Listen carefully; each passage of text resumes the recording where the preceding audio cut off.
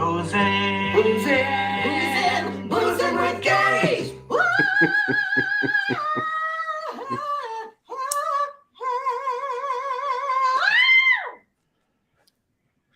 You know you're gonna do it again, right? Oh, of course. Here we go. Boozing with gays.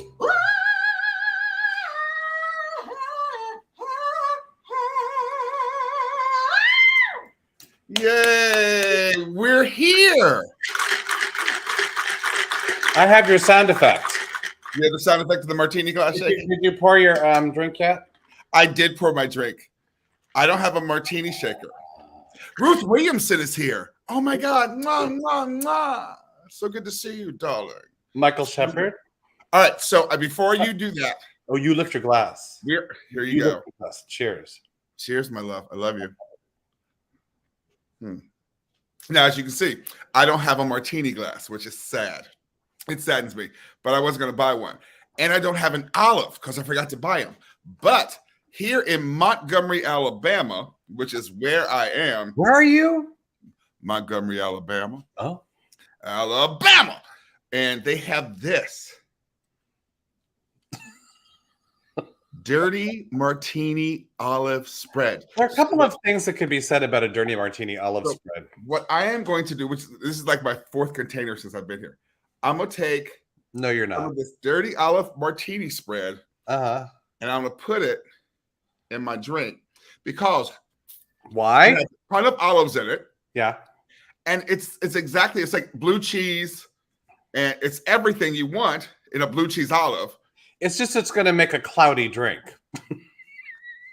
Yeah, sunshine on cloudy a cloudy day. I decided, you know me, I like lemon in my martini, but I have both. Oh, this is nice. And I did the olives, and once again, this is nice. So that's very nice. I enjoy that. I enjoy mine. So we're off to a good start. We are already off to a very good start, sir. What are we going to do? What are we doing first?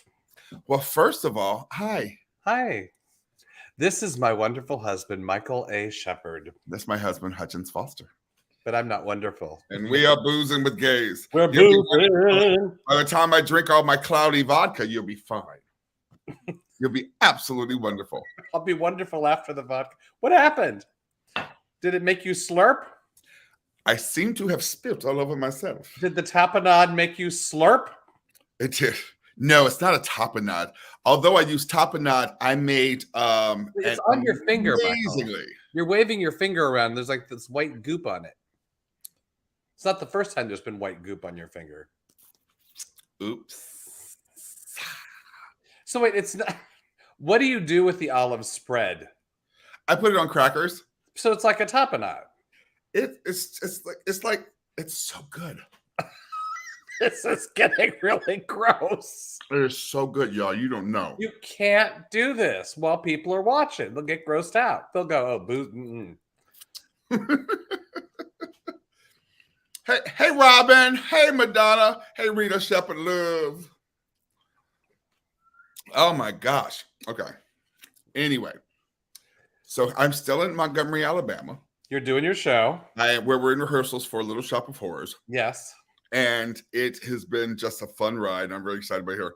But I'm going to Atlanta for a couple of days. I heard. Are you staying with someone special? Staying with my niece. Okay. I know. Rita, don't hang up. I'm staying with my niece, and I'm looking forward to it. I'm going to see a few people while I'm there. I'm seeing the baby. Well, how is that happening? They're in North Carolina. No, they're not. They're in Atlanta. But the family's in North Carolina. Don't make me feel like I'm crazy. The baby's in The baby is in Atlanta. People are watching this conversation having no idea what we're really. No idea. Anyway. Now, when they say the baby, are they doing the baby? Like, is it a? It's a real baby. Yes. All right. Stop. I have something I need. So, okay. Show the thing. Let's get the thing done. The fair use. You have to read it. It's small. We can just talk and other people can read it. Excerpts of copyrighted material may, under certain circumstances, be quoted verbatim for purposes such as criticism, news reporting, teaching, and research without the need for permission from or payment to the copyright holder. The big thing I want to talk about is that payment too. We ain't got no money. We can't pay nobody. So just understand that. Just Who do understand. you have on your end? Who can you see on your end that's here already? That's a loaded question. But we don't get the same people, is that it? So Bethany's here. She wants some of your tapenade. It's so good. I'm bringing back. So I went to get more tonight and it's gone. I think I started this revolution here. No one knew it was there. And now the dirty olive martini olive spread, it's gone. What store does one buy that at? Aldi's. The And there is an Aldi's in Southern California, but it's in, what is that? Monterey Park. I don't. Oh, Monterey Park. It's in Monterey Park.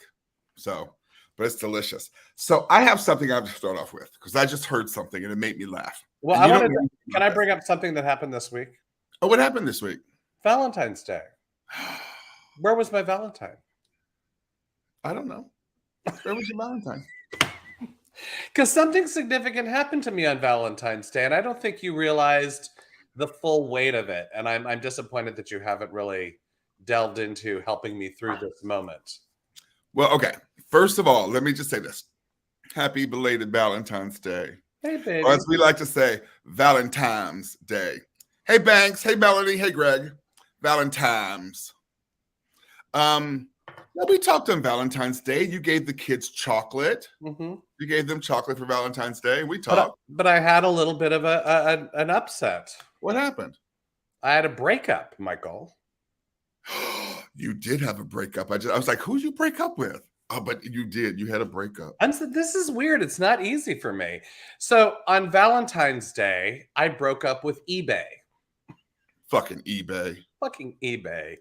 So I've been selling things on eBay for about 12 years. I've been selling things under the moniker Out of the Hutch because I sold things that were like, dining room type things, plates, forks, whatever. Plus, Out of the Hutch is not gay at all. It's not, well, I don't know what that's doing. Oh, Out of the Closet. I see what you're saying. No, just gay. My name is Hutch. I don't think I would call it Out of the Hutch if my name wasn't Hutch. It's a pun. It's nothing. Anyway, not really. Neither here nor even there. But I had back in May, I had a pulled muscle, like right in here on this side. You did. I remember that. And it made me cower for about a month, and everything went dead in my life. I couldn't focus on anything. And that included eBay. And so I had some sales that then were reverted back to the money went back to the people. And I thought it'd be something, well, I could fix it. I'll call them. I'll let them know that I had health issues. And I didn't properly close my store, which is what was wrong. And then I've since about June-ish, I have had like 6 telephone calls with various eBay people, and they were trying to help me straighten this out. And they asked for everything, ID, this, that, driver's license. I mean, whatever they asked for, I gave, I everything, and they couldn't fix it. They couldn't fix it. And it got to a point that my selling rating got worse and worse and worse over the 6 months, to the point the man on the phone on Valentine's Day said to me, well, here's the bad news. You will never be able to sell on eBay ever again. Like, but I'm not the guy you want to do that to. I'm actually a good seller. I just had an issue with health. Like you've been selling 6 months ago. You've been selling people on my being a good person for 25 years. So I was pissed off. I know that everyone has these, whatever their algorithms or whatever it is that leads them to believe that, hey, this could be someone that's trying to pull something over on us. I'm not that guy. I mean, you could go in my past on eBay and look up what I've done and what I've sold. And it was just a weird thing, and I had a breakup, and I've got to tell you, Michael, you've not worked it through with me. You've not helped me through this. Well, I'm sorry. Do you know who else is having a breakup? Mike Lindell. Mike Lindell, he's the My Pillow guy. Who's he breaking up with? Okay, so here's the deal. And I just heard this earlier, and I can't believe I didn't know this. So you know that there's this whole thing happening in Canada where there's all these people at the border, and there's these trucks, they're blocking things because they don't want to take the shot. They don't want the jab. All right, so all this is happening, right? So Mike Lindell has said, well, these patriots are doing such a good job. Mike Lindell, who owns mypillow.com, says, I'm going to send them all a My Pillow. I'm going to transport 10,000 pillows to Canada, the border of Canada, and my drivers will not be vaccinated, and we won't have a problem getting in. Not a problem getting in. What happened? Well, so he loaded up the trucks, right? Trucks loaded up. They tried to get to Canada. They told him, you better kiss my ass. Mike Lindell, you better kiss my ass. You are not getting in. You are not getting in. You and your unvaccinated drivers are not getting in. He did a special appeal. They said, no, we told you, punk ass, no, Mike Lindell. So take your not even good enough to be a porn stash and move on, Mike Lindell. Well, you know what he didn't say it now. He didn't hire planes and helicopters that he's going to fill with pillows, and he's going to drop the pillows from the sky. He is not. Him doesn't have said. He going, and then he said, we'll probably just put little parachutes on them. How much money does he have that makes sense to him? It's stupid. He's so damn stupid. Oh, he's going to drop 10,000 pillows from the sky over Canada. Okay, first, we don't see a problem with that. There's no problem with that. I think they'd be shut down. Wouldn't they? This is where we are right now, y'all. We're in crazy town. Honey, I'm gonna sit here and stare in black. I'm gonna stare at an old black lady. That was me staring at old black lady. Because I'm sorry, this shit's gotten ridiculous. Because when you have to check online, wait, I'm like, he's gonna throw him out of just let him go out of an airplane, and you have to go and check to see if it's true. And 90% of the time now, that shit is true. And I'm just like, okay, there we are. And the thing is, he doesn't have a point anymore. I mean, at one point it was like, hey, I want to give these anti-vaxxers a pillow. It's a gesture, it's whatever. But now he couldn't do it. So now he's upping the ante and he's creating this improbable story about attaching parachutes to pillows. And and if he did something like that, you know you don't fly over a country and drop stuff from planes. Parachutes. Not a good idea. Mike Lindell, stop. Boy, you can't just do that. Boy. So he has no point anymore. Now it's like, ooh, they hurt me. I'm going to show them. And it's dumb. Madonna just typed that. How many birds is he going to kill with his stinky ass pillows? Dropping pillows. How does he know that the pillows he's dropping are going to the people that he wants to give them to? I don't know. I don't care. It's crazy. It's craziness. I have a site for you, Michael. Uh-oh. No, this is sore eyes. You know this. What is it? This is something you know. This is an Oscar fan favorite site. Oh, are we going to talk about this? Because this is just stupid. I don't know if it's stupid or not. I think it's kind of cool, actually. Okay. So you can go to OscarFanFavorite.com, I think it is. Yeah, Oscars with a plural, OscarsFanFavorite.com, and you as a fan of the Oscars can vote for your favorite film of the year. And it doesn't have to be, it could be, a Marvel film. It doesn't have to be any of the films that are nominated.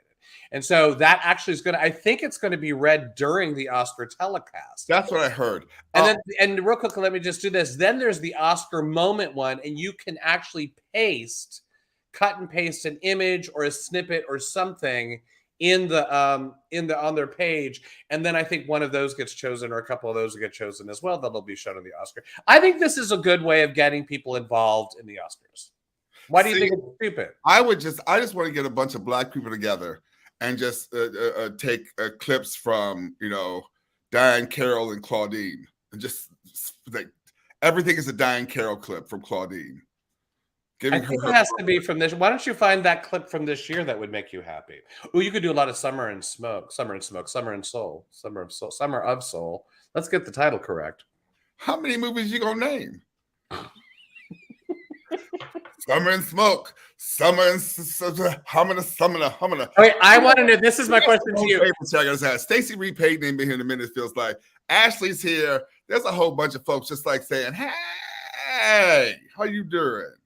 But I want to say one thing. I was going to say one thing. How dare you interrupted? David C. Nichols said about the pillows. Yeah. Paging Doris Day and Rock Hudson. Well, why the heck am I not putting that up? I don't know.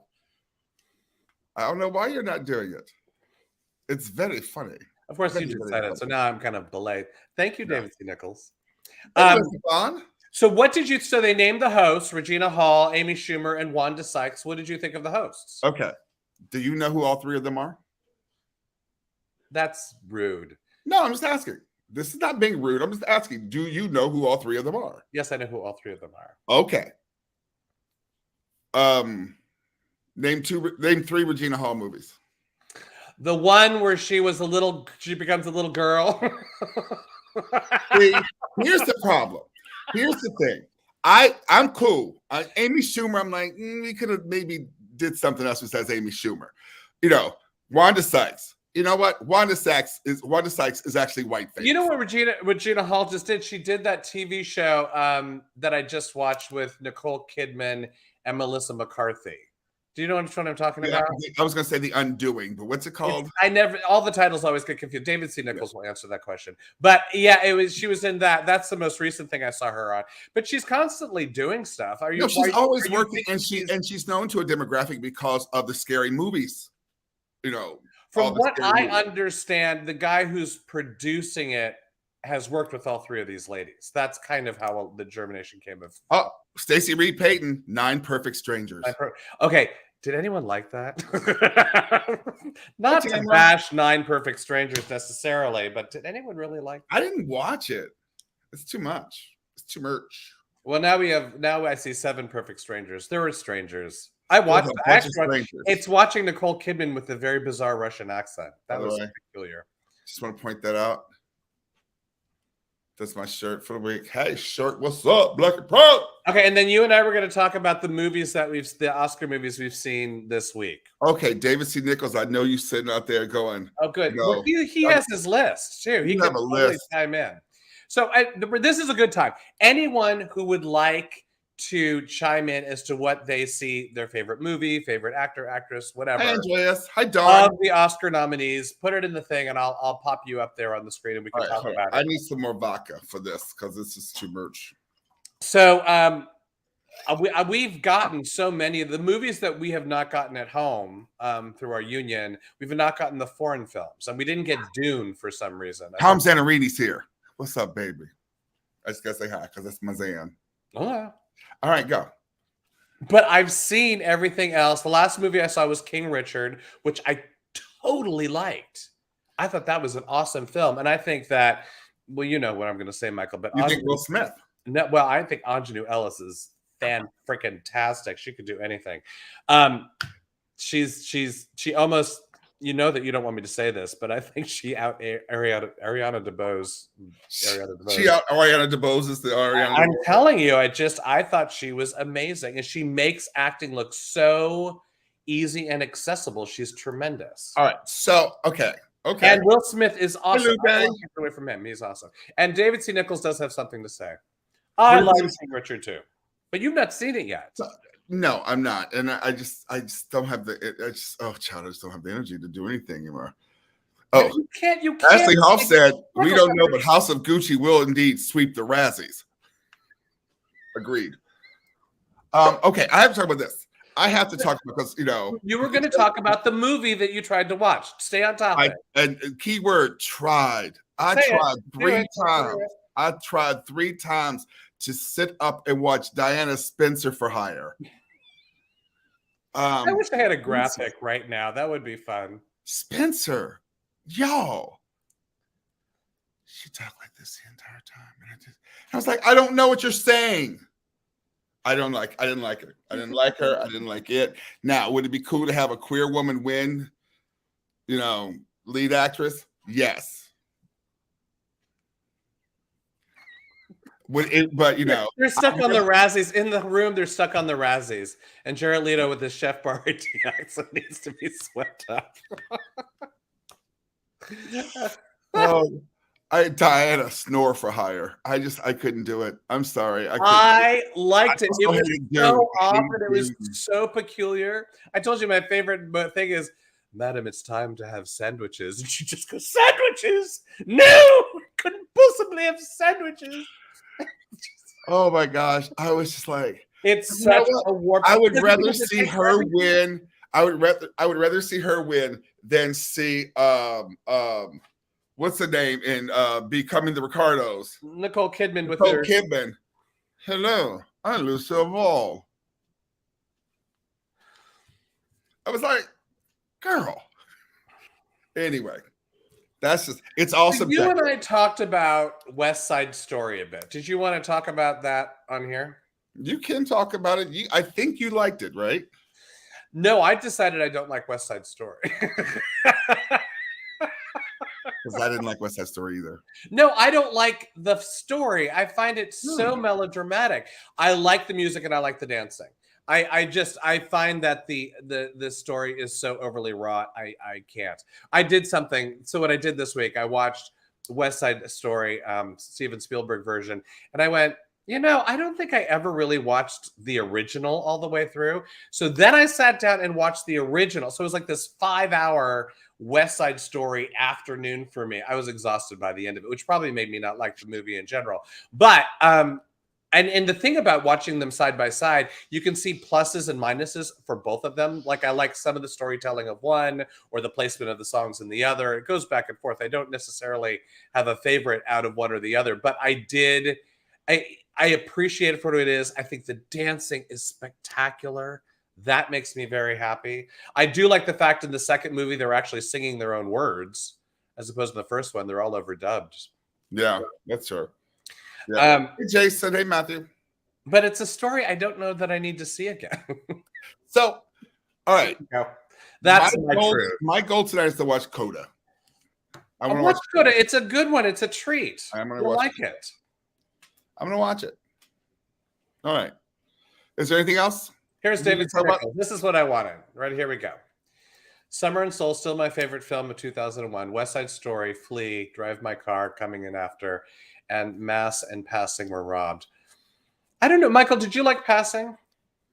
I enjoyed Passing. I did. I wasn't overly thrilled. I enjoyed it as well. Oh my god! I liked the style of it. I thought that was awesome. Tessa was lovely, and Ruth Negga was lovely. I thought that she liked her directing. And I thought if it pushed the pace just a little bit more, I would have been more, ooh, what's going to happen? I got to say, you are not a slow pace, not slow burn person. No, I'm not. And did you get The Power of the Dog at all? Hey, Kathy. I also, you couldn't get through The Power of the Dog. No.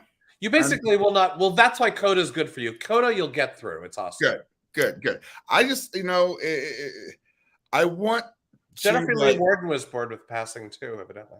Yeah, and plus, you know what? Can we do something beside the tragic mulatto story? And mulatto is a word no one should ever use. I'm using it in the context of the way it was used in this film.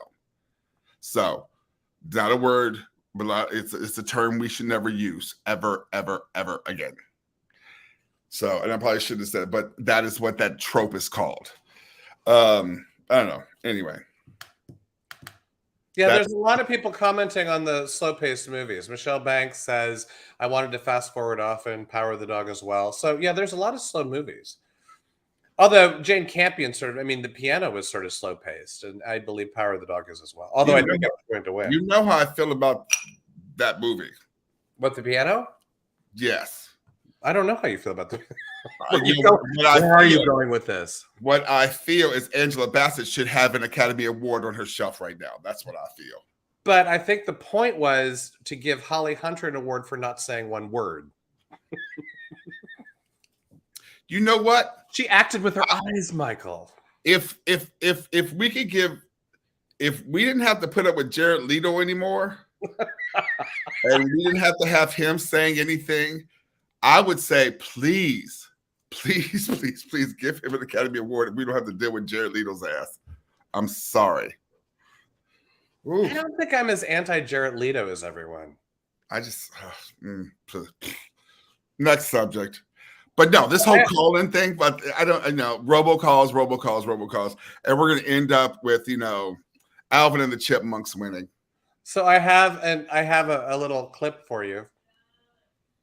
Show me a clip. I think we'll just play it and then you can talk about it. Here we go. La la la la. Isn't it a beautiful day?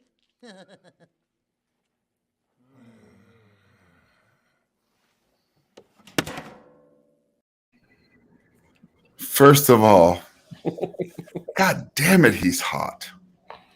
Your voice got louder. He is so hot. First of all, he is so hot. You want to tell everyone who that is? Oh, Oscar the Grouch. He's hot.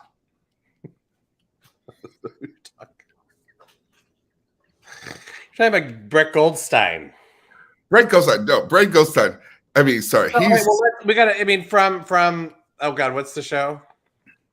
Power of the Dog. Power of the Dog.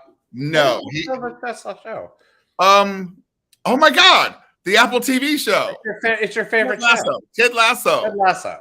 From Ted Lasso, Emmy award-winning actor from Ted Lasso, and they put him on Sesame Street. And since he's a big grouch on the on his character in the Ted Lasso. Hey, beautiful Andres on the show. So anyway, Roy Kent plays. Yeah. Evidently, they're promoting this episode that's going to air later this year at some point of Roy Kent being on Sesame Street. Are they going to just like bleep him all the way? Is he going to say an F-bomb? That's all I want to know.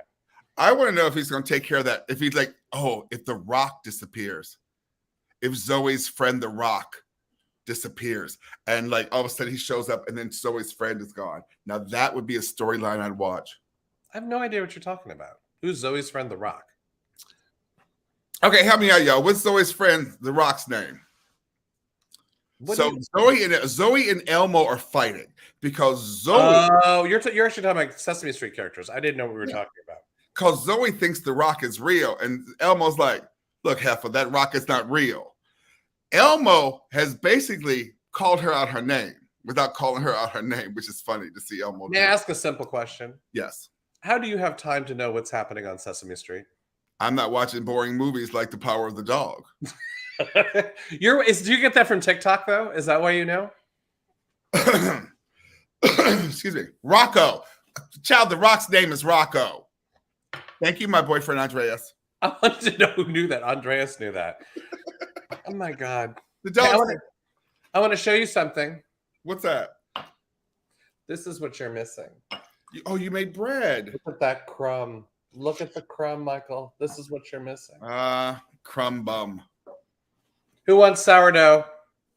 Send me a note. I'm making sourdough this week. All right, so here's the deal, y'all. You have to send him you should have like sourdoughmaven@gmail.com so people can like email you. Sourdough Maven. Yeah, maybe. It's probably already taken. I have no idea. So next thing on my list is sexuality.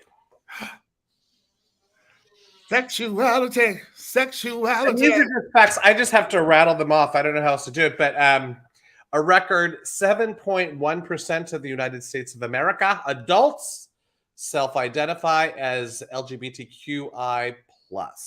7.1%. That is at the last time they did this survey was in 2012, where it was 5.6. So 2012, it was. Oh my God! Greg Brevers just said the bread hutch. Out of the bread hutch. See, now we're out of the gay bread hutch. Oh, here we go again. Maybe I should tell my recipes somewhere. Because the thing about his bread, y'all, that's so good is that he takes a recipe and improves on it. That's why it's so amazing. But okay, so wait, you're saying so in 2012, 5.1% of 5.6 identified. There's a 5.6 of adults and self-identified as LGBTQI+, and now it's 7.1. The Gen Zers, which is 1997 to 2003, are So the that's generation everyone watching. are the generational group 1997 to 2003. That's not them. We have probably an older crowd, wouldn't you say? Are the generational group with the largest proportion of LGBTQ people at 21%. Gen Zers. See, Well, now wait, you're about to go somewhere negative. no, I'm not. You want to see? No. See, the thing is, that's why people are so mad right now because, first of all, I know that. Are you just ripping bread? You just sitting there eat and listen to that crust. Listen at the crust. You know that's turning people on. You just eating bread with a hard crust. That'd be a good show, eating bread. With a hard crust. No, listen. Barbara, listen. Barbara,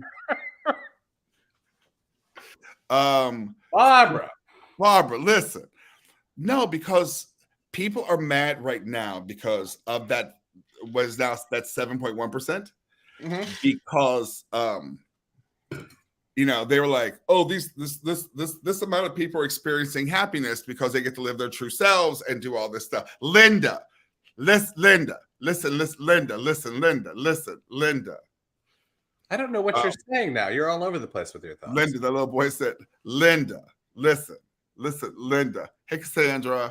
See, Andreas is coming over on Sunday. Andreas, you threw away my starter. But you got a new starter. You threw away my starter, my sourdough starter. Now, Andreas stayed at our house when we went back for Michael's mother's funeral, and he cleaned out the refrigerator. The refrigerator was spotlessly clean. The thing is, he threw out the starter. He didn't know. He didn't know. You didn't know. What was I saying, though? I've had 3. You kept saying Linda. I have no idea what you're talking about. No, so it's like, so now you have 21% of people living their truth. Oh, say hi, Cassandra. Say hi. Mwah. I just like sounded like your dad, Cassandra. Hey, Cassie. No, look, he's not upset. Wait, no, you ate the sourdough bread, but the starter, it's this gross looking stuff in the refrigerator, and you thought it was something bad like mayonnaise and threw it out. And I needed it, but I got new. Don't worry, we're good. Yeah, not a big deal. Not a big deal. Let's get back to me talking. You're telling on me. What's the starter? I'm totally playing with Andreas now. Go, do your thing. No, but you have 20% of these kids who are like living their lives and doing the thing. And there's still people who are living in this like Christian motif who are like saying, oh, I can't possibly be happy. I have to follow this. I have to do this. I have to do that. I think you're missing the point. You're going back. You're backtracking. I'm not saying that doesn't exist. What this particular survey showed is that the younger generations, and wait till we get to our children's generation, they are feeling more comfortable just being themselves. And they're not getting as buckled under by Christianity or whatever their parents are saying. No, that's what I'm saying. But you're saying it negatively. People who are just under us in age are still getting pissed off because they, who are just above them, just under us, one generation above them, who are pissy because they didn't experiment and do anything. So now they're mad because they can't. They feel they can't. Who are they? Who are these? Who are you reading about? Let's not talk about them. Let's talk about the plus side of people just saying who they are. Or is anyone watching didn't get to express who they were? Why are you yelling at me? I'm going to take another bite of bread. Speaking of Trump. Think of something doughy. Oh my God. Actually, so the big portion of our show tonight is about the law. Because there are so many law cases in the news this week. Michael, what's going on? It's like we're suing, law, this, that. We're just going to LA law. But no, none of these are LA things. It's all over the place. But I love that show. I'm voting for that to win the Oscars. LA law. You know it's coming back? Wait, what?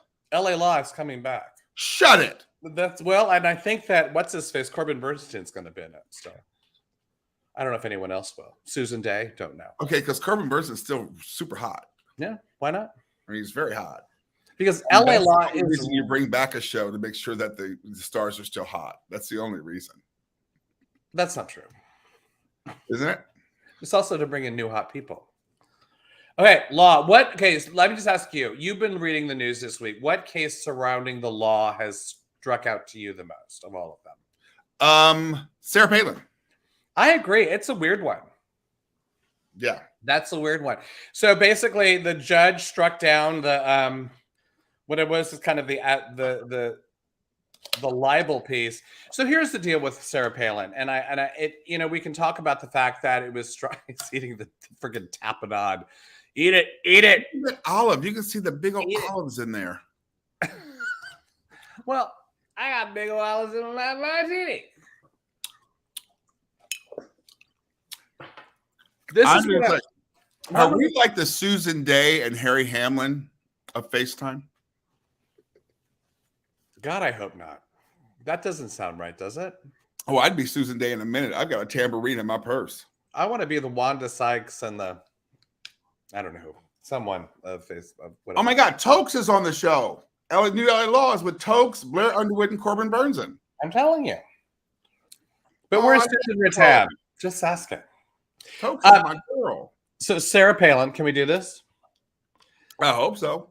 So the judge did throw it out. And the thing is, the judge, his name is Jed S. Rakoff, he basically said before the jury even went out, goes, no matter what the jury says, I'm tossing this case because you haven't proved your point. You haven't proved that there's libel. That's the whole thing they need to do. And evidently proving libel is a very difficult thing to do because, Michael Shepard, there is this case, the New York Times versus Sullivan. It's a 1964 case that makes it very difficult for a person to go against a newspaper. You have to provide proof of there being like malicious intent, right? That they wanted to do something malicious against your character.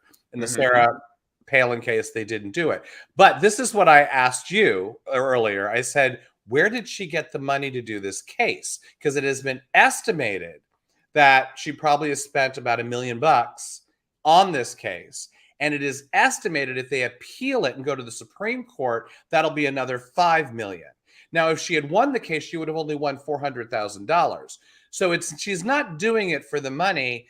So that means she's being backed, right? Yeah. So why are we backing Sarah Palin? And the only thing that, since some of the critics that I've read have said is it's to start chipping away at New York Times versus Sullivan, so that basically it's easier to sue the newspapers, which means the newspapers and the press couldn't just say whatever they learn because if, oh, you hurt my feelings, then they can get sued. So who is doing the backing to chip away at this?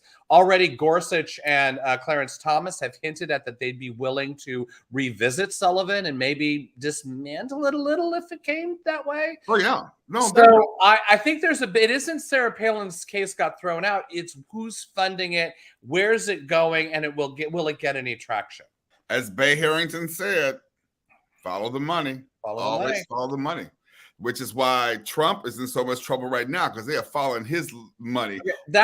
So go to that one. That's a good one because he has a couple things going right now. Well, I mean, first of all, he got to testify. Him and his son and his daughter, his children. I just think, oh God, those are horrible people. They're so horrible people. But they have to test. I have to give it up. I like giving the judges names when they do their thing. Oh wait, where did I put him? I lost my place, Michael. Where is he? Your place? I lost my place. Here he is. Judge Arthur Engoron. Sounded like a superhero. Judge Arthur Engoron. But he is the one that literally went, no, he still has to testify. He's not above the law. Basically is what he said. And they kept going, no, but see, they're going to do this and try and get information to go to the other case, and it's not. Well, then he can take the fifth if that's the case. And he really was. If they plead the fifth in this deposition, that can be held against them. Well, it's held against them in the public, right? Because if he takes the fifth, then what are you hiding? But the thing is, Eric Trump took the fifth. They're all going to take the fifth. No one's going to take the fifth. Trump, and this is a big thing, Trump said in 2016, I will never plead the fifth. Only gangsters and mobsters plead the fifth. Only someone who is guilty of something would plead the fifth. You will never see me pleading the fifth. And Trump's word is strong because why? But think about that, you know. Sure. You have like But 20, he's said 20 so counts many of things that things. in that time period it makes sense, and in this time period it makes no sense, and he just changes his mind. The people that support him will still go along with him. But the thing about this particular case, the documents documents have been requested and have to be provided in 14 days, and they have to testify, all three of them, within 21 days. Question: what's the shenanigans to follow? Shenanigans. Shenanigans. I don't know what the shenanigans would be. Oh, here we go, Michael. Read. They all make me want to take a fifth of Bombay gin. Hello, child. Hello, hello, hello. So you know what? My thing is, if they get indicted, if there is a trial and this happens, hey, Miss Patty, Miss Patricia Ann Davis is here, y'all. Hey, Patty. Cousin Patty. Miss Pat. That's not cousin Pat. That's Miss Pat. If Patty. I didn't say Patty, but that's Miss Pat. Miss Pat is here. And Don Haney. But here's the deal. If I will be pleasantly surprised if they are like, you know, they receive jail time or a sentence, that I'll be like shocked as fuck. No, I mean, this is all, they're going to totally appeal all of this. They're going to keep going to court after court. I mean, that's the thing that I really don't like what the Trumps do is they constantly jam up our legal system with their fights. They use it for their personal battles with no thought of how other people might really need to use the court system in this particular time period. But no, it's all about them and what they need. And real quickly, just to go to kind of say the other thing that's very much in the news is the National Archives have actually asked the Department of Justice, could you look into the fact that they kept those 15 boxes of documents? Some of them are like confidential. Could you look into the legality of taking them to Mar-a-Lago? Because he was told numerous times, you cannot destroy documents. He's ripped them up, supposedly flushed some down the toilet, retaped them together. All this shit has gone on. I'm amazed. How does he, y'all? He says oh my God. I want to be a mediocre white man so bad. I do. That's my dream job. I want to be a mediocre white man and can say and do whatever the fuck I want. And then you get caught in the lie. You say, I didn't say that. And then you get caught in the lie again. You can go like this. Yeah, I said it so. And you get to move the fuck on. You don't get murdered. You don't get tased.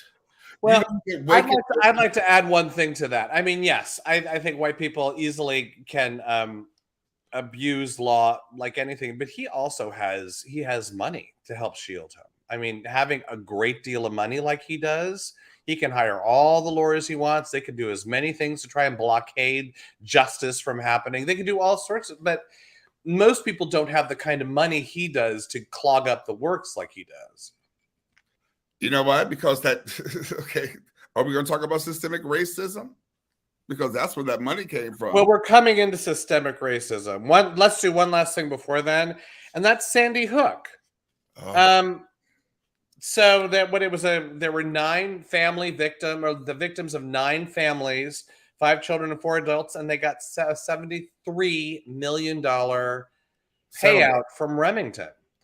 And what's so remarkable, Remington is a gun company. Yes. And what's remarkable about this is going up against the gun organizations and gun companies and manufacturers. Normally, there's laws in place that protect them. They went after Michael Shepard. What'd they go after? You know this. Well, they went after the ads. The advertising. The advertisers. So this is what one of the Sandy Hook moms She had a 6-year-old who was killed, and I thought this was such a great quote. It said, "Their advertising use reckless marketing tactics that appeal to at-risk and violence-prone young men. Marketing that is targeted to those who want to appear more intimidating, more powerful, and more masculine through their use of AR-15s." And that was Nicole Hockley. I have some images of the advertisements that they use. I absolutely find this disgusting. But this is like a 4-parter. It's like a quiz that they put up. The man test. Your redemption is at hand. It's game time, sunshine. The simple man test that follows is all that stands between you and a return to man glory. Search your soul, answer honestly, and let the truth decide your fate. Question 1. Which of these best expresses your inner light? Look at the images. Are you like a cat person, a candle person, or do you want a gun? Question 2. Do you think tofu is an acceptable meat substitute? And then here's the response. Consider your man card reissued. That is fucking disgusting. And they needed to be sued. And every gun manufacturer needs to take down those type of advertisements because it plays to the talk about wimpy. You know, people like to make fun of gay men saying that we're, effeminate and whatever. But how thin-skinned are these men that they read this ad and think, no, I'm a man, I'm going to buy a gun? That's ridiculous. I found that so disgusting. The gun violence in this country is fucking ridiculous. I still don't understand. I just don't understand how there is such a huge swath of this country that doesn't realize that to learn about the true past of history is something we need to do.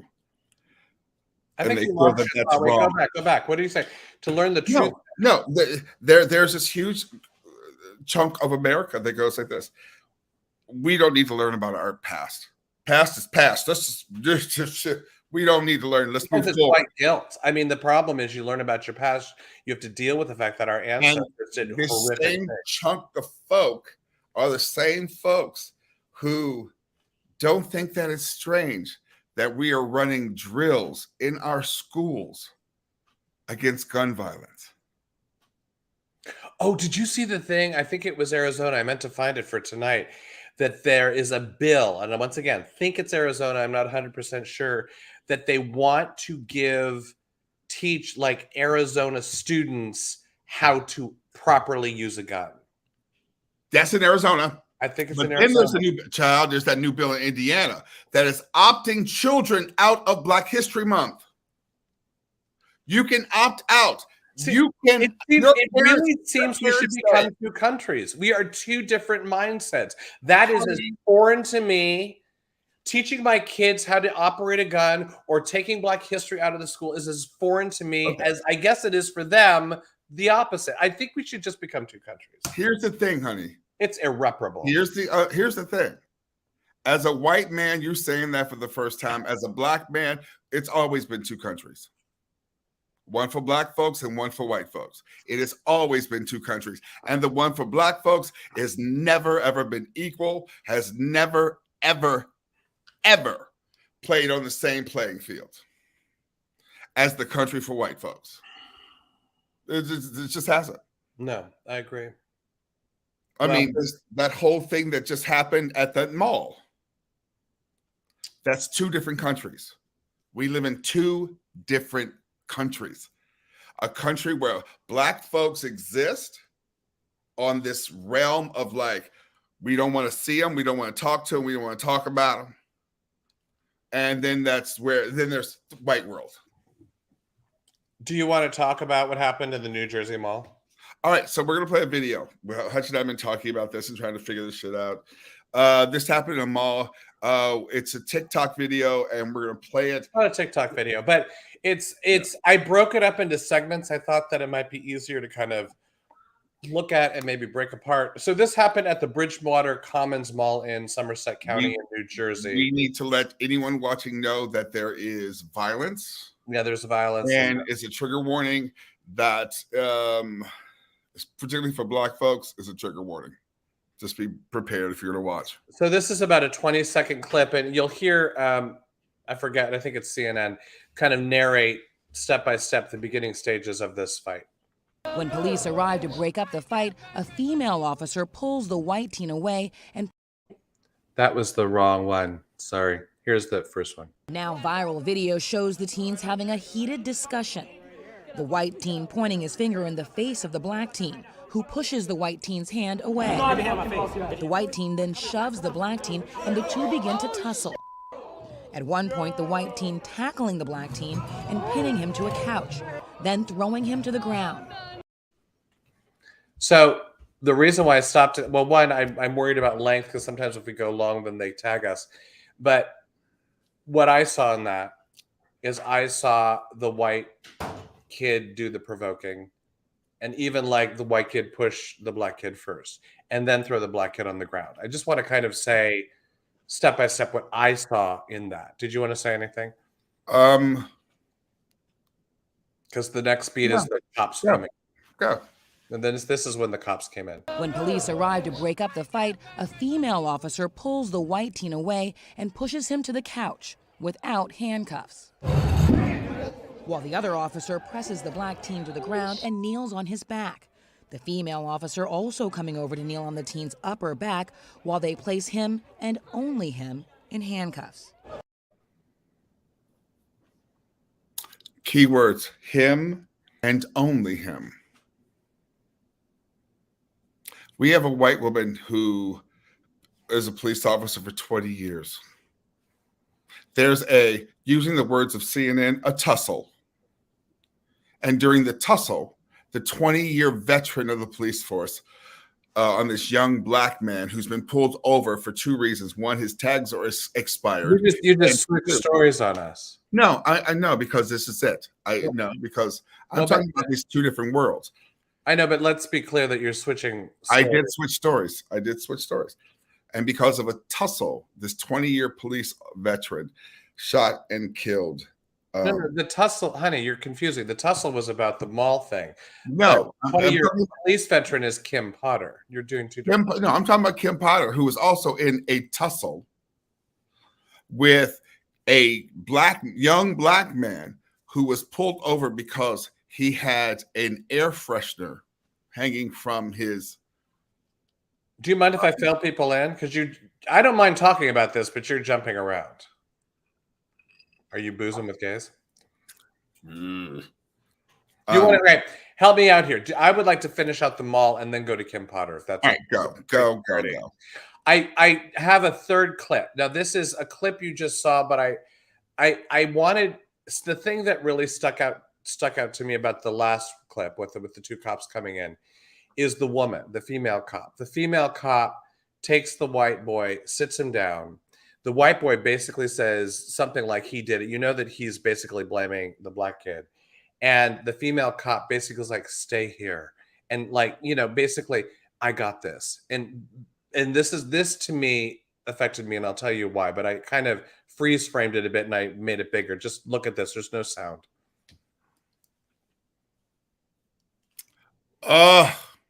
Calm down, baby.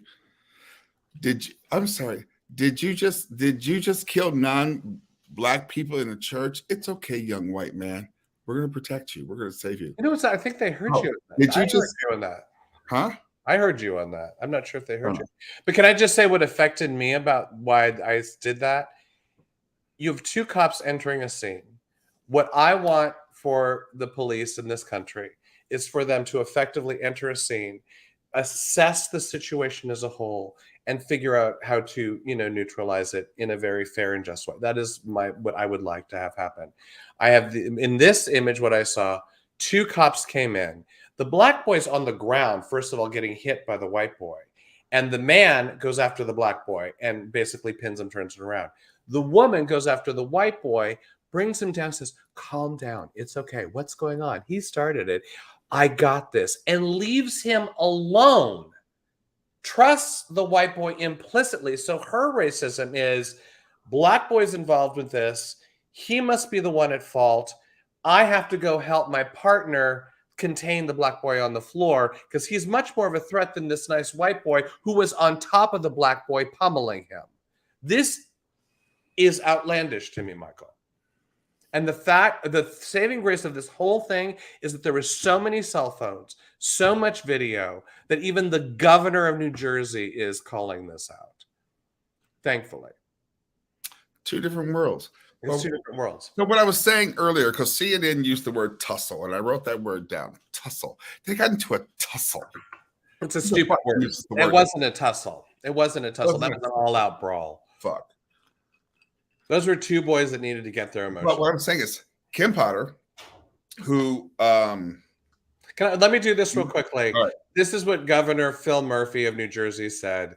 We have done so much in this state over the past 4 years to deepen the engagement between law enforcement and the law enforcement communities they serve.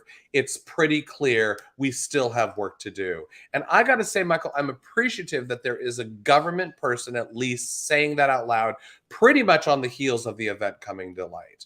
He didn't wait. He came out right away and kind of condemned the police for what they did. Hey, Mom. You want to say hi? Yeah, say hi. Oh, hi, Max. What you drinking? Beer. Like bourbon. Having a Miller Lite? I'm having a Bud Light, actually. It does say Bud Light on the glass. Oh She's my God. saucy. Oh, that's my Alta Illinois glass. They are saucy. And my child just corrected me properly. Thank you. So for everyone who knows, our child goes by the pronouns they, them. And as much as we try, now and then we do. It's getting to me, Michael. I can't do it. What is that? Too much olive. Oh. So, Max, is that the Alta Illinois glass? Yeah. Pie Bird, Alta Illinois. We'll talk about that legend one day. You know what, Hutch? Yeah, babe. Bye-bye, child. Bye, Max. Bye. Velma Von Tussle is the only tussle I really know now. Look, I am just We're towards the end of this. I mean, the thing that, if you wanted to wrap up on Kim Potter, she was convicted of manslaughter for shooting Dante Wright. I couldn't think. I'm sorry. So, and I know there's a lot of issues about 2 years. This woman, 20-year veteran, said, "Oh, taser, taser, taser," killed the black man. Yeah. I'm sorry, she got 2 years because the judge felt guilty. And I know you say that the judge was of color. You know what? Not all skin folk are kinfolk. I don't think it had to do with that. I think it has to do with. I wish I don't have the quote in front of me. She broke it down into 4 different categories of how you. I'm sorry. Well, if you're going to shake your head, I'm not. I have to shake my head because all I think about, a white woman cried and she got 2 years. Well, that certainly was a lot of stuff that I read in the paper that was it. But I'd be kind of curious as to what people think. I think it was just a horrible situation. And she was a bad cop that pulled a gun instead of a taser. I don't know how She was a bad cop for 20 years. Well, I don't know that she would have. But I mean, but one question: are you saying that because she has a lot of stuff against her during that 20-year time? No, I know nothing about her. She's 20-year veteran, and you say, "Oh, she was a bad cop," then she was a bad cop for 20 years if she didn't know her gun from a taser. All I know, she was in the first. Supposedly, she grabbed the wrong implement and she shot, and it was horrible. I don't know how you adjudicate that. I just don't. It wasn't like I want to kill a black kid. My thought. You might disagree. I disagree. Completely, wholeheartedly. I just disagree. Because there are people out there that deserve, the full term of anything. She just seemed a little like a lost soul. I don't know. What are people saying? Are people saying anything? It was Benet said this was not her first offense. And Stacey said she was training. She was a training officer. That still doesn't. I mean, how many? Can you imagine? I mean, it's killed a black man. She knew what she was doing. No, she didn't know what she was doing. She was in a moment, and she made a bad mistake. Because you saying she knew what she was doing, then what I hear you say, tell me if I'm wrong. I hear you saying that she intended to pull a gun and kill this kid. This is what I'm hearing you say. I think she intended to pull the gun to kill the kid and thought she could get away with it. I'm not sensing there's. And she's only pissed off that she got 2 years. She's my pissed feeling. off. She's pissed off that she got 2 years because she thought she was going to get away with it because she's a police officer. I got to say, you're getting a lot of people talking right now. Are you reading all the stuff? You know, I think Bay hits it. I think it's a least hard big one to trait. judge. I think it'd be very difficult to judge because you have to prove that she intentionally meant to do some harm. I think she was just trying to, because, well, here's the thing. He had a warrant out. This is the deal. And then he got away from the cops and he got into his car and they were just trying to stop the situation. And then they did that badly. Okay. Why are we pulling people over for having a air freshener there on their? Well, he might have been pulled over because he was. All right. I have to talk you about. might be very correct on that one. I have to go back a little bit Go. because Jason Kennedy just said, "Oh, Joseph, who's the white teen in there, actually said I was confused why they were detaining him and not me. I even offered to get detained when I was on the couch. I put my hands up like this and said, you guys could detain me. She said, no, because you were calm." No, they read the situation wrong entirely. They walked in, they had a prejudice. There's a black boy fighting a white boy, and they said the black boy must have started it. They absolutely had a prejudice. 100%. One of my wonderful moms, Stephanie, is like said that they can't hear me. Stephanie, can you hear me? God, I can hear you. Everyone else can hear you. I don't know everybody else can hear me, Stephanie. I don't know why you can't. But I love you. What did Stacey got? Well, this is a point. Stacey Reed Payton did make this point. She wouldn't have pulled a taser if he was white. First of all, you know what? When I saw the video, what struck me was they pulled him out. They were beginning to handcuff him. Whoever was doing the handcuffing was so inept, couldn't even figure out what they were doing. Like they didn't know how to even work the handcuffs. And the guy goes, "Well, I guess I'm going to leave." I mean, I guess I'm. It was just such a weird moment. It was such an odd. I don't know, to pick apart something like that. I think everyone made mistakes. Every single person in that video. I don't know how you then adjudicate. I don't know. I would hate to be the one in the judge seat. And she even said, the woman said, she goes, no, we don't have her name here. She said, everyone's going to be upset about what I'm about to say, pretty much.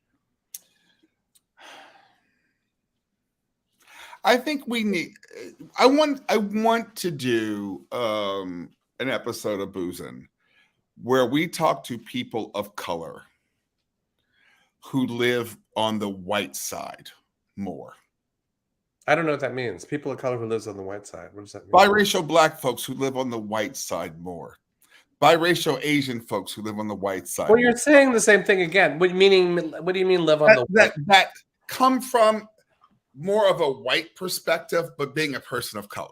Our black child almost has more of a white perspective than a person of color perspective. See, I think you're wrong with that.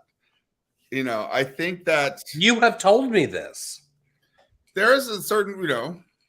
I'm not saying that because it's my opinion. Now, I'm saying this because even you have told me with Max, we've been telling this because now I have to have, because Max is going through Max's journey. I now have to have I'm having the talk with Max, and it's slowly coming into the conversation more and more. And for those of you who are black or have black children, know that having the talk is a very important and very difficult thing to do. Well, why don't you explain it to those of us that don't know? Having the talk with your child about how being black can get them murdered. How being black can push them to the bottom rung, regardless of who they are and what they do and what they stand for. How being black means that you have to know your rights, no matter where you go, no matter what you do.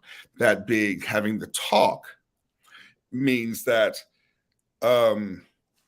if you are in a situation where you could find where there are 3 or more black people, and black people know this, where there are 3 or more black people, you have to be careful because, and this is just small things, it's not all the big things, that you have to be careful because you could be arrested and murdered for standing around being black with two other black people.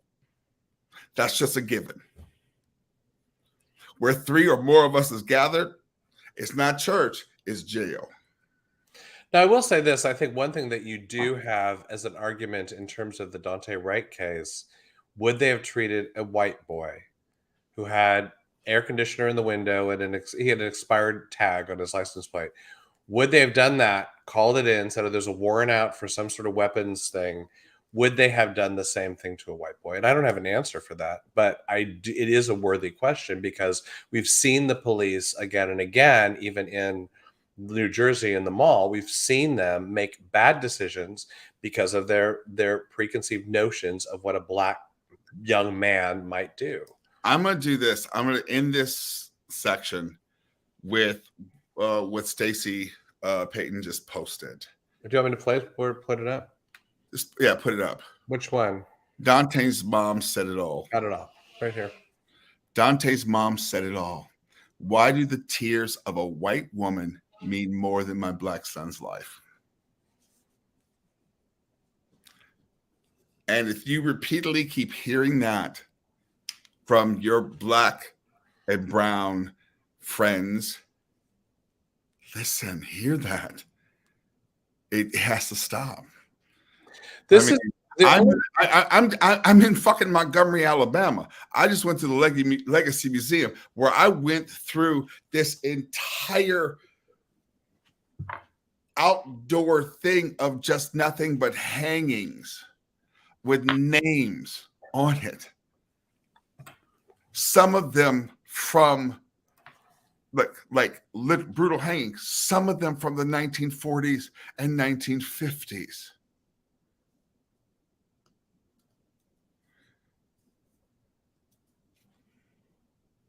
There you go. People say it's oh, that's the ancient past. Forget about it. My thought, well, I have two things in my head. One, I could tell you my thought, or we let it lie. Maybe it's better to let it lie because I think my thought, yeah, I think you're right. I'm of two minds with that, but we can talk about it at a later time. I think it's a very important thing to talk about, meaning police, racism, how they see black people. You know, when we talk about critical race theory, it isn't about saying, hey, white people feel guilty about your past. It's not that. It's about understanding where we come from and understanding. Let me finish the one thought. Understanding the preconceived notions we have about racism, about whether it's black people, brown people, doesn't really matter. What have we been taught through our society, through whether our media, our parents, our families? What is it that's in us? Let's understand it so we can start like deconstructing it. When you say taught, you mean what white people are taught? Yes, I'm sorry. I am talking about what white people are taught.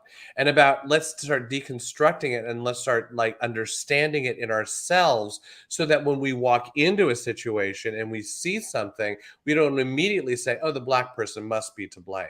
That's totally important. That's part of y'all's job, though.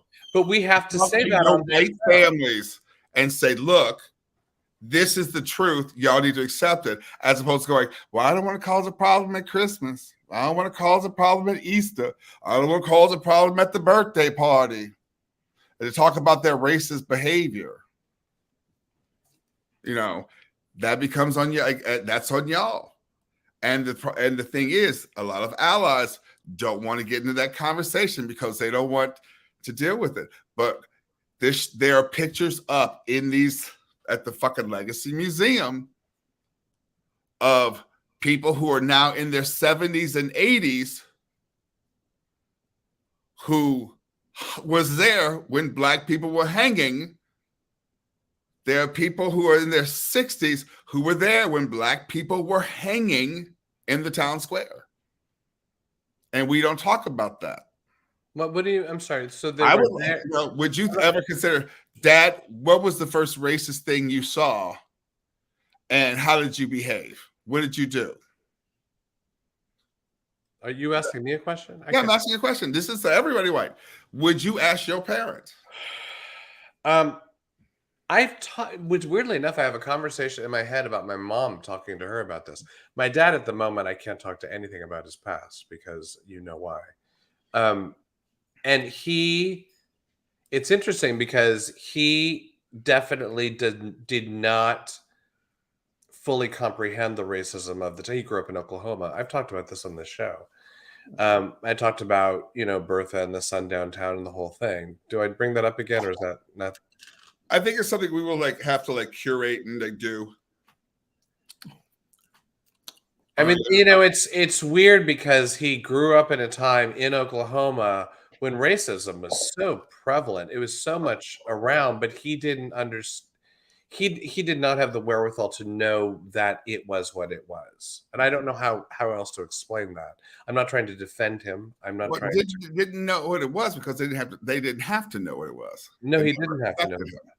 But he did at one point in his later life. He said to me, he was talking about something that if we were to hear the same story, I'm not going to go through the whole thing. And he did say the whole story, and he went, "Oh, that doesn't sound good, does it?" And he changed his thought process in that moment. And my dad has Alzheimer's, so right now I don't know that he would have that same thought process. But I was pleased, at least I was pleased in that moment to see, oh, wow, you're being reflective. You're thinking outside of your world, which I don't think in that time period many white people were doing. They were just saying, oh, how can I get further in my life? And of course, people of color are below me, type energy.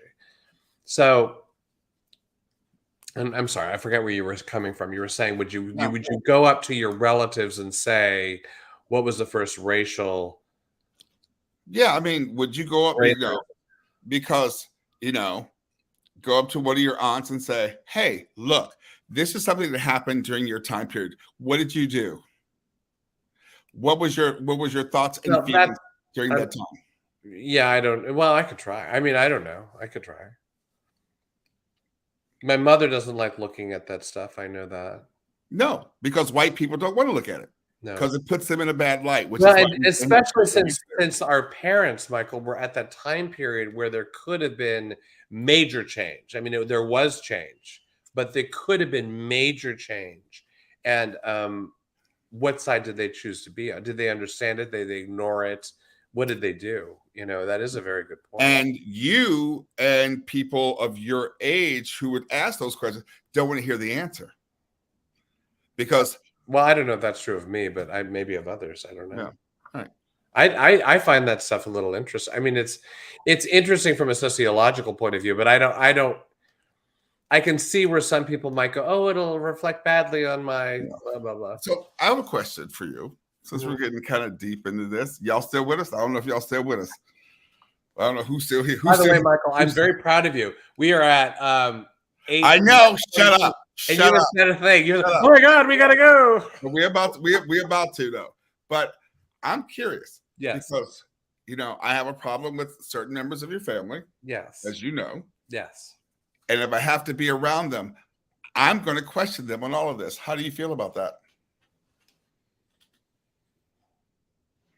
If I have to be around them, I'm going to question them and ask them their thoughts and feelings, and I will make sure I find out what it is. How are you going to feel about that? I guess, okay, this is my truth. It depends on, I mean, I know there's one person specifically I think you're talking about. Am I right? There's two. Okay, I can think of one specifically. If you think hard enough, you'll know who he is. Oh, he is. I hope he's not my stepbrother because I don't talk to him. Hi, Kurt. You know that nigga. He's gonna see it now. Now he's gonna see it, and now my stepbrother's gonna hate me. Oh well. I don't dislike my stepbrothers. By the way. Oh, that was a lot. Oh, we just went somewhere. I don't know where it was. Booze. Okay, this is why we don't go past an hour, bitch. This is why we don't go past an hour. Yeah, Michael, I think to learn about what's going on with you, right? What your racisms are or your prejudices are. You can be, this isn't about you approaching my family, but I think in how you're approaching my family. If you're hard hitting, now let me just finish this thought. Let me finish. If you're hard, hey, where were you in this? Where were you? If you're accusatory, no one's going to like it. It doesn't matter who the person is. If there is a way in which, why are you looking at me like that? If there's a way in which you do it to help them grow, then I'm all for it. So my question is, are you trying to help them grow, or are you going to be like attacky? So my job is not to help them grow. My job is for them to recognize the situation, recognize what they've done, and then to start doing the work on changing themselves. Yeah, but my job is not helping them fucking grow. This is where we disagree, because if you want them to recognize it, and if in the process of your inquiry you're attacking, they're not going to recognize it, because no one recognizes anything when you attack them.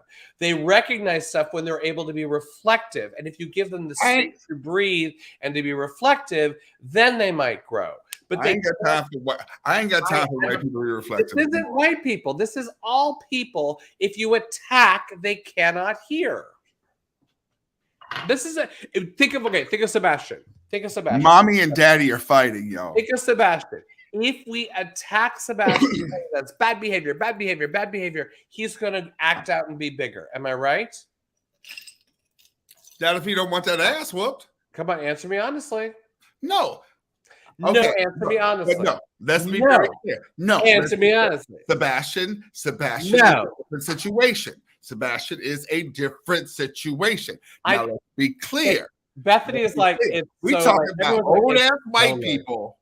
We talking about old ass white people who should have known better and should have said something. But no, most of your family sitting there watching motherfucking. Not most of my family. Some of my family. We can say most. By the way, people want us to end, I think. You don't go for an hour. Okay, y'all. We're going to continue this another time. Bethany agrees totally with you. I don't know why you want to do this. We're never going over an hour again. No, never say that. We are just who we are. Because if ever we're honest, it's in these moments. We are very honest in these moments, and that's okay. The thing is, can I tell you what we're doing? We're being honest in these moments, but that doesn't mean we don't love each other any less. Do you know what I mean? No, we love each other very much. That's important, that we can have important conversations. We might disagree or see things differently, and that's okay. We move forward. All right. First, this is one thing I'm going to say. The good night pose. The good night pose. That little Russian heifer who cheated at skating. What are you doing? No. We're not going over another topic. We're not doing the Olympics. You lost that topic. We're going on. We're leaving. Everyone agrees with you. Okay. Greg Warren, I agree with Michael. Said, can you post this? Greg Brefford just said, a new t-shirt. I know I said your name wrong. I ain't got time for white people to be reflective. I ain't got time for white people to be reflective. That is what we're ending on right now. That's a great t-shirt. I would wear that t-shirt because it is a lot. I'm not saying it's not a lot. I ain't got time for white people to be reflective. We're gonna make today, Michael. We're gonna create a store. We're gonna have like a, I don't know, press cafe, whatever that store, and have a shirts creating t-shirts. Ooh. Oh, Robin, we are not going another hour, honey. No, we're out. Oh, Greg's husband Ken said that. We have to be out.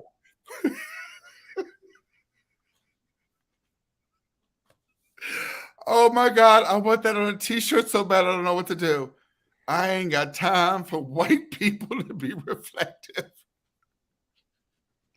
Okay, we got to end there, honey. No, we don't. It's midnight where I am almost. Mwah. Where are you going?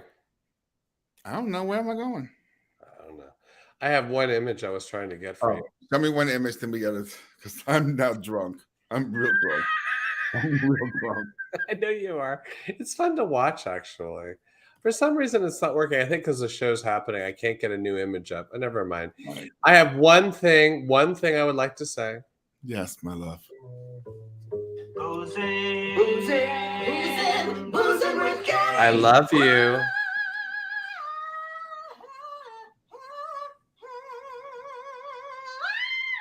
I love you right back, baby. And I miss you. I ain't gonna lie. I miss you and I miss the kids. But I'm making some money. We'll see Mwah. you all next week. All right. Bye, y'all. Bye.